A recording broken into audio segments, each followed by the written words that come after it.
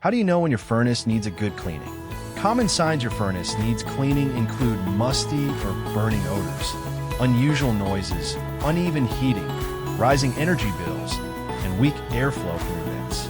A dirty furnace can also short cycle, meaning it turns on and off too often without properly heating your home.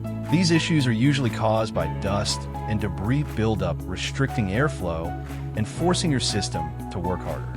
In Camp Verde, Arizona, furnaces often sit and use for months and collect dust. When they turn on during colder nights, that buildup can quickly affect performance and indoor air quality. If you notice these warning signs, have your system checked before problems get worse. A proper cleaning can improve performance and help your furnace run more efficiently.